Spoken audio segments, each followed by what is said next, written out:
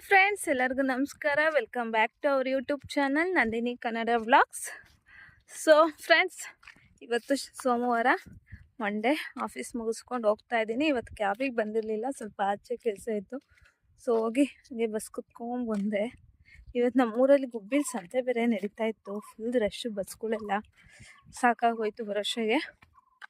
And ನನ್ನ ತುಂಬ ದಿನದಿಂದ ಅಂದರೆ ನನ್ನ ತಂಗಿ ಮದುವೆ ವೀಡಿಯೋಸ್ ಎಲ್ಲ ಹಂಗೆ ಪೆಂಡಿಂಗ್ ಇದ್ಬಿಟ್ಟಿದ್ದಾವೆ. ಅವೆಲ್ಲ ಅಪ್ಲೋಡ್ ಮಾಡಬೇಕು, ಎಡಿಟ್ ಮಾಡಿ. ಅವೆಲ್ಲ ಈ ವಾರ ಫುಲ್ಲು ಕಂಪ್ಲೀಟ್ ಮಾಡ್ಕೊತೀನಿ, ಅಪ್ಲೋಡ್ ಮಾಡ್ತೀನಿ ಎಡಿಟ್ ಮಾಡಿ. ನೆಕ್ಸ್ಟ್ ವಾರದಿಂದ ನಮ್ಮೂರು ಹಬ್ಬ ಸ್ಟಾರ್ಟ್ ಆಗುತ್ತೆ. ಇವತ್ತು 8 ದಿವಸಕ್ಕೆ ದೊಡ್ಡ ಆರತಿ ಇರುತ್ತೆ. 3 ದಿನ ಹಬ್ಬ ಮಾಡ್ತೀವಿ. ಸೊ ಅದು ಆಮೇಲೆ ಕಂಟಿನ್ಯೂಸ್ ಆಗಿ ವ್ಲಾಗ್ಸ್ ಬರುತ್ತೆ. And beauty tips and videos, ಅದರದ್ದು ಪ್ರಾಡಕ್ಟ್ಸ್ದು ಎಲ್ಲದೂ ಬರುತ್ತೆ. ಆ್ಯಂಡ್ ಇವತ್ತಿಂದ ನಾನು ಒಂದು ಹೊಸದು ಅಂದರೆ ಒಂದು ತಿಂಗಳು ಅಂದಲ್ಲ, ಡೈಲಿ ಕುಡಿದ್ರೂ ಒಳ್ಳೆಯದು. ಸೊ ಕ್ಯಾರೆಟು, ಬೀಟ್ರೂಟು, ಆಮ್ಲ ಇವೆಲ್ಲ ಹಾಕ್ಕೊಂಡು, ಏನೋ ಕಣ್ಣಿಗೆ ಬಿಡ್ತು, ಕ್ಯಾರೆಟು, ಬೀಟ್ರೂಟು, ಆಮ್ಲ ಮತ್ತು ಜಿಂಜರು, ಪೆಪ್ಪರು ಆ್ಯಂಡ್ ಆರೆಂಜು ಎಲ್ಲ ಹಾಕಿ ರುಬ್ಬಿ ಅದನ್ನು ಐಸ್ ಕ್ಯೂಬ್ ಮಾಡಿಕೊಂಡು ದಿನ ಬಿಸಿ ನೀರಲ್ಲಿ ಕುಡಿದ್ರೆ ನಮ್ಮ ದೇಹಕ್ಕೆ ಒಳ್ಳೆಯದು. ಆ್ಯಂಡ್ ನಮ್ಮ ಸ್ಕಿನ್ನು, ಹೇರು ಎಲ್ಲ ಹೆಲ್ದಿಯಾಗಿ ಚೆನ್ನಾಗಿರುತ್ತೆ, ಗ್ಲೋಯಿಂಗ್ ಆಗಿರುತ್ತೆ ಅಂತ ನಾನು ತುಂಬ ದಿನದಿಂದ ಅದನ್ನು ಕುಡಿಬೇಕು. ಯಾವಾಗ ನಾನು ತೊಗೊಂಬಂದಿರೋದು ಗೊತ್ತಾ ಇವೆಲ್ಲ. ಅಪ್ಪ ಕ್ಯಾರೆಟು ಬೀಟ್ರೂಟ್ ನಾವು ಅಪ್ಪ ಚೆನ್ನಾಗಿರೋ ನೋಡ್ತಾರಲ್ಲ ಅಂದ್ಬಿಟ್ಟು ನಾನೇ ಹೋಗಿ ಅವನ್ನೆಲ್ಲ ತೊಗೊಂಡು ನಮ್ಮ ಆಮ್ಲನ ಬೆಟ್ಟದ ನೆಲ್ಲಿಕಾಯಿ ಅಂತಾರೆ, ನಮ್ಮ ಮನೆ ಪಕ್ಕನೇ ಬೆಟ್ಟದ ನೆಲ್ಲಿಕಾಯಿ ಇದೆ. ಸೊ ಅದನ್ನೆಲ್ಲ ಕಿತ್ತು ಮಡಿಕೊಂಡು ಇರ್ತೀನಿ ಆಯ್ತು. ಆ ಬೆಟ್ಟದ ನೆಲ್ಲಿಕಾಯಿ ಏನಾಗವೋ ಗೊತ್ತಿಲ್ಲ, ಅದು ಕೆಟ್ಟೋಗಿದ್ರೆ ಏನು ಮಾಡೋಕ್ಕಾಗಲ್ಲ, ಎಸಿಬೇಕು. ಸೊ ಈಗೇನು ಬೆಟ್ಟದ ನೆಲ್ಲಿಕಾಯಿ ಸೀಸನ್ ಅಲ್ಲ, ದೀಪಾವಳಿ ಟೈಮಲ್ಲಿ ಬೆಟ್ಟದ ನೆಲ್ಲಿಕಾಯಿ ಸೀಸನು. ಸೊ ಒಂದು ಸ್ವಲ್ಪ ಸಿಕ್ಕಿದ್ದು, ಅವನು ಮಡಗಿದ್ದೆ ಫ್ರಿಜ್ಜಿಗೆ, ಏನಾಗಿದೆ ಗೊತ್ತಿಲ್ಲ, ಒಂದು 15 ದಿನದ ಮೇಲೆ ಆಯಿತು. ಸೊ ಇವತ್ತು ಮನಸ್ಸು ಮಾಡಿ ಇಡೋಣ ಅಂತ ಅಂದ್ಕೊಂಡಿದ್ದೀನಿ. ಆಮೇಲೆ ಸ್ಟಾರ್ಟ್ ಮಾಡ್ತೀನಿ. ಸೊ ಅಲ್ಲಿವರೆಗೂ ಕೀಪ್ ವಾಚಿಂಗ್. ನಾನು ಆಫೀಸ್ ಮುಗಿಸ್ಕೊಂಬರ್ಬೇಕಾದ್ರೆ ಇವತ್ತು ಕ್ಯಾಬ್ಗೆ ಹೋಗಿರಲಿಲ್ಲ, ಒಂದು ಸ್ವಲ್ಪ ಕೆಲಸ ಇತ್ತು ಅಂತ ಅಲ್ಲೇ ಕ್ಯಾಬ್ಗೆ ಹೋಗ್ದಂಗೆ ಹಾಗೆ ಬರ್ತಾಯಿದ್ದೆ. ಮುಗಿಸ್ಕೊಂಡು ಕೆಲಸ, ಬ್ಯಾಂಕ್ ಹತ್ರ ಸ್ವಲ್ಪ ಕೆಲಸ ಇತ್ತು. ಬರ್ಬೇಕಾದ್ರೆ ನಮ್ಮೂರು ಸಂತೆ, ಸೋಮವಾರ ನಮ್ಮೂರು ಸಂತೆ ಇರುತ್ತೆ, ಫುಲ್ ಜನಗಳು. ಸೊ ನಮ್ಮ ಆಫೀಸಲ್ಲಿ ಒಂದು ಅಕ್ಕ ವರ್ಕ್ ಮಾಡೋದು, ಅಲ್ಲೇ ಇದ್ದೀನಿ, ಬಾ ಅಂದರು ಫೋನ್ ಮಾಡಿದಾಗ. ಸೊ ಹೋದೆ, ನೋಡಿ ಹೆಂಗೆ ನಡ್ಕೊಂಬರ್ತಾ ಇದ್ದಾರೆ ಅಂತ. ಎಲ್ಲ ತರಕಾರಿ ಸೊಪ್ಪು ಎಲ್ಲ ತೊಗೊಂಬರ್ದೆ. ಅಕ್ಕ ನೋಡೇ ಇಲ್ಲ ನಾನು ಅಲ್ಲಿದ್ದೀನಿ ಅಂತ. ಸೊ ಆಮೇಲೆ ಸಡನ್ನಾಗಿ ನೋಡ್ತಾರೆ, ಅಲ್ಲೇ ಇದ್ದೀನಿ.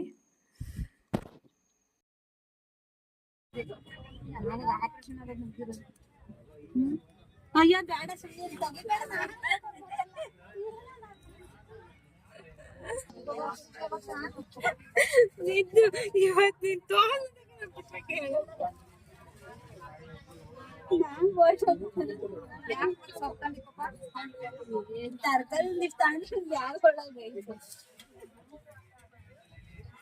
ನೋಡಕ ನಿಂಗೆ ಗಂಡೂರಿಗೆ ಕಳ್ಸಲ್ಲ ನಾನು. ಸೊ ಅಲ್ಲಿಂದ ನಾನು ಅವಕ್ಕ ಎಲ್ಲ ಬಂದಾದಮೇಲೆ ಬಸ್ಸಲ್ಲಿ ಕೂತ್ಕೊಂಡು ಒಂದು ಸ್ವಲ್ಪ ಹೊತ್ತು ವೆಯ್ಟ್ ಮಾಡಿದೆ. ಬಸ್ ಬಂದಿರಲಿಲ್ಲ. ಆಮೇಲೆ ಬಸ್ ಬಂತು, ಅದು ಕೂತ್ಕೊಂಡು ಅದನ್ನು ಹೊರಡೋಕ್ಕೆ ಟೈಮ್ ಇತ್ತು. ಸೊ ಅಷ್ಟಾಗೆ ಜನ ಬೇರೆ ಅವತ್ತು ರಶ್ ಅಲ್ವಾ, ಟೈಮ್ ಇದ್ದಾಗ ಇನ್ನೂ ಜನ ಬರಬೇಕು ಅಂತ ವೆಯ್ಟ್ ಮಾಡ್ತಾಯಿದ್ರು. ಹಂಗೂ ಹಿಂಗೂ ಎಲ್ಲ ಬಸ್ ಫುಲ್ ರಶ್ ಆಯಿತು. ಮನೆಗೆ ಬರ್ತೀನಿ, ನಮ್ಮಮ್ಮ ಹಬ್ಬದ ಕೆಲಸಕ್ಕೆಲ್ಲ ಫುಲ್ ಕ್ಲೀನಿಂಗ್ ಮಾಡ್ಕೊಂಡು ಎಲ್ಲ ತೆಗಿತಾಯಿದ್ರು, ಸಜ್ಜೆ ಮೇಲೆ ಐಟಮ್ಸ್ ಎಲ್ಲ. ಸೊ ನಾನು ಒಂದು ಸ್ವಲ್ಪ ಹೆಲ್ಪ್ ಮಾಡಿ, ನನಗೆ ಸುಸ್ತಾಗಿತ್ತು ಅಂತ ಮಲ್ಕೊಂಬಿಟ್ಟೆ ಒಂದು ಸ್ವಲ್ಪ ಹೊತ್ತು. ನಮ್ಮೂರು ಜಾತ್ರೆಗೆ ಮನೆ ಫುಲ್ ಎಲ್ಲ ಕ್ಲೀನ್ ಮಾಡಿದ್ದಾರೆ, ಪಾತ್ರೆ ಎಲ್ಲ ತೊಳೆದು ಮನೆಯೆಲ್ಲ ಕ್ಲೀನ್ ಮಾಡಿ ಬೆಡ್ಶೀಟು ಎಲ್ಲ ಒಗೆದು ಎಷ್ಟೊಂದು ಅಪ್ಪ. ಅದು ನಮ್ಮೂರಲ್ಲಿ ಹಬ್ಬಕ್ಕೂ ಮನೆ ಫುಲ್ ಕ್ಲೀನ್ ಮಾಡ್ತಾರೆ.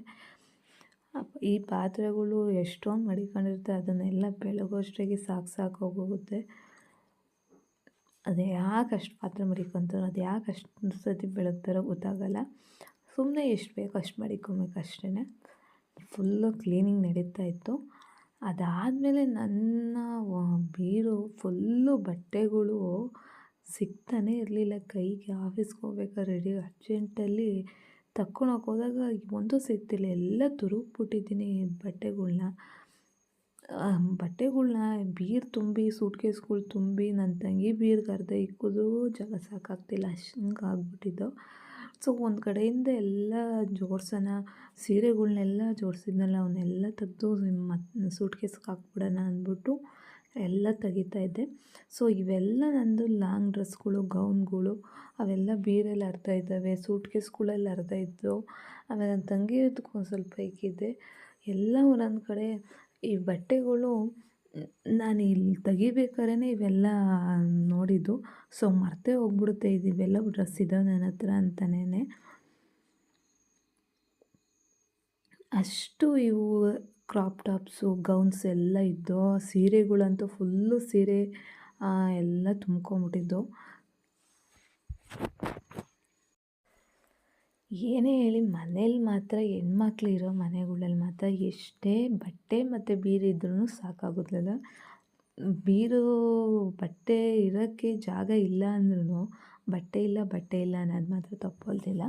ಅಷ್ಟು ಬಟ್ಟೆ ಇದ್ರೂ ಬಟ್ಟೆ ಇಲ್ಲ ನನಗೆ ಬಟ್ಟೆ ಕೊಡಿಸಲ್ವ ಅಂತಲೇ ಕೇಳೋದು. ಸೊ ನನಗಂತೂ ಅವನ್ನ ಎಲ್ಲಿಂದ ಸ್ಟಾರ್ಟ್ ಮಾಡೋದು, ಹೆಂಗೆ ಜೋಡಿಸೋದು ಅನ್ನೋ ತಲೆನೋವು ಸ್ಟಾರ್ಟ್ ಆಗಿಬಿಟ್ಟಿತ್ತು. ಇಲ್ಲಿ ನೋಡಿ, ಈ ಸೂಟ್ಕೇಸ್ಗಳು ಫುಲ್ ಎಲ್ಲ ನನ್ನವೇ ಬಟ್ಟೆ ಇದ್ದು. ಅವನ್ನೆಲ್ಲ ತೆಗೆದು ಇನ್ನೊಂದು ನೀಟಾಗಿ ಇನ್ನೊಂದು ಸೂಟ್ಕೇಸ್ಗೆ ಇಟ್ಟು, ಈ ಬೀರಲ್ಲಿ ಇದ್ದ ಅರ್ಧ ಬಟ್ಟೆ ಅದಕ್ಕೆ ತುಂಬಿ ಎಲ್ಲ ಕ್ಲೀನ್ ಮಾಡೋಷ್ಟಿಗೆ ಎಷ್ಟು 10:30 11 ಗಂಟೆ ಹತ್ತಿರ ಹಾಗೆ ಹೋಗ್ತಿತ್ತು. ಅಷ್ಟು ಟೈಮ್ ಆಗೋಯಿತು ಎಲ್ಲ ಜೋಡಿಸೋಷ್ಟಿಗೆ. ಆ್ಯಂಡ್ ಡೈಲಿ ವೇರ್ ಡ್ರೆಸ್ಸಸ್ಗಳು, ಟಾಪು, ಲೆಗಿನ್ಸು, ಜೀನ್ಸು, ಟಾಪ್ಸು ಅವೆಲ್ಲ, ಆ್ಯಂಡ್ ಕೋಟ್ಸು ಅವೆಲ್ಲ ಒಂದು ಕಡೆ ಸಾಕಾಗೋಯಿತು. ಎಲ್ಲ ಒಂದೇ ಕಡೆ ನಮ್ಮಮ್ಮ ಬಟ್ಟೆ ಜೋಡಿಸ್ತಾರೆ, ತುರುಕ್ತಾರೆ. ಹಂಗಾಗ್ಬಿಟ್ಟಿತ್ತು. ತುಂಬ ದಿನದಿಂದ ಅಂದ್ಕೊತಾ ಇದ್ದೆ ಜೋಡಿಸೋಣ ಅಂತ, ಹಾಗೇ ಇರಲಿಲ್ಲ. ಅದಕ್ಕೆ ಇವತ್ತು ಜೋಡಿಸ್ಬಿಡೋಣ, ಹೆಂಗೋ ಫ್ರೀಯಾಗಿದ್ದೀನಿ. ಇನ್ನು ಹಬ್ಬದಲ್ಲಿ ಮತ್ತೆ ಬಟ್ಟೆ ಎಲ್ಲ ತೊಗೊಳೋಕೆ ಮತ್ತೆ ಎಲ್ಲ ಕಿತ್ತು ಇನ್ನೂ ಜಾಸ್ತಿ ಮಿಸ್ಸಿ ಆಗಿಬಿಡುತ್ತೆ ಅಂದ್ಬಿಟ್ಟು ಜೋಡಿಸೋಣ ಅಂತ ಕೂತ್ಕೊಂಡೆ. ಅದು ನೋಡಿದ್ರೆ ನನ್ನ ಮಗಳು ಮಾತ್ರ ಬಿಡ್ತಿರ್ಲಿಲ್ಲ. ಅಲ್ಲಿಂದ ಇಲ್ಲಿಗೆ ತೆಗ್ದು ಹಾಕೋಳು ಬಟ್ಟೆನ, ಇಲ್ಲಿಂದ ಅಲ್ಲಿಗೆ ತೆಗ್ದು ಹಾಕೋಳು. ಸೊ ಬಟ್ಟೆ ಮಡ್ಚುವಾಗ ಒಂದು ಟಿಪ್ಪು ಅಂದರೆ, ನೀವು ವಾರ್ಡ್ರೂಮಲ್ಲಿ ಬಟ್ಟೆ ಇಕ್ತೀರ ಅಂದರೆ ಅದಕ್ಕೆ ನೆಸೆ ಉಂಡೆ ಅಂತ ಬರುತ್ತೆ. ಅದನ್ನು ಸ್ಮೆಲ್ ಇರುತ್ತೆ, ಅದು ಒಂದು ಸ್ವಲ್ಪ, ಅದನ್ನು ನಾವು ನೆಸೆ ಉಂಡೆ ಅಂತೀವಿ, ಬೇರೆ ಏನಂತಾರೋ ಗೊತ್ತಿಲ್ಲ. ಸೊ ಅದನ್ನು ಇಟ್ಟರೆ ಜಿರಳೆ ಎಲ್ಲ ಬರೋಲ್ಲ ಅಂತ ಅಂತಾರೆ. ಸೊ ಅದನ್ನು ಇಕ್ಕಿ ಟ್ರೈ ಮಾಡಿ ನೀವು ಒಂದ್ಸರಿ. ಅದೆಲ್ಲ ಮುಗಿಸಿ ನಾನು ಹೇಳಿದ್ದೆ ಅಲ್ವಾ, ಜ್ಯೂಸ್ ಮಾಡಬೇಕು ತುಂಬ ದಿನ ಆಗುತ್ತೆ ಅಂತ. ಅದನ್ನೆಲ್ಲ ಕ್ಲೀನಾಗಿ ತೊಳೆದು ಕಟ್ ಮಾಡಿಕೊಂಡು ಹಾಕ್ಕೊತಾ ಇದ್ದೆ. ಏನೇನು ಹಾಕಿದ್ದೀನಿ ಅಂದರೆ ಕ್ಯಾರೆಟು, ಬೀಟ್ರೋಟು, ಆಮೇಲೆ ಆರೆಂಜು ಮತ್ತು ಜಿಂಜರು. ಸೊ ಇಲ್ಲಿ ಬೆಟ್ಟದ ನೆಲ್ಲಿಕಾಯಿ ಆಮ್ಲ ಅಂತ ಹೇಳಿದೆ ಅಲ್ವಾ, ಅದು ತುಂಬ ದಿನ ಆಗಿತ್ತು ತಂದಿಟ್ಟು.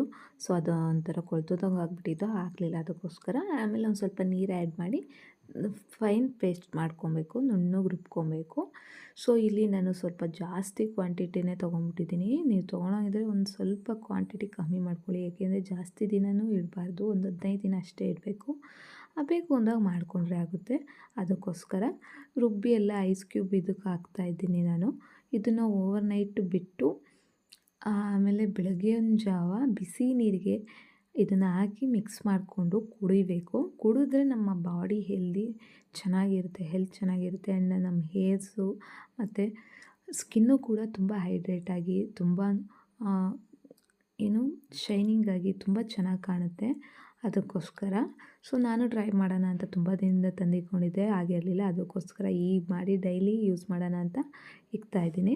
ಸೊ ನೀವು ಕೂಡ ಟ್ರೈ ಮಾಡಿ. ನಿಮಗೂ ಸ್ಕಿನ್ನು ಗ್ಲೋ ಆಗಿ ಕಾಣಬೇಕು, ಕೂದಲೆಲ್ಲ ಚೆನ್ನಾಗಿ ಬೆಳಿಬೇಕು ಅಂದರೆ ತುಂಬ ಚೆನ್ನಾಗಿ ಹೆಲ್ಪ್ ಆಗುತ್ತೆ ಇದು.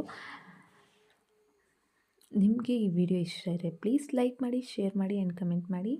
ಪ್ಲೀಸ್ ತಪ್ಪಿದ್ರೆ ಸಬ್ಸ್ಕ್ರೈಬ್ ಮಾಡ್ಕೊಳ್ಳಿ. Thank you so much.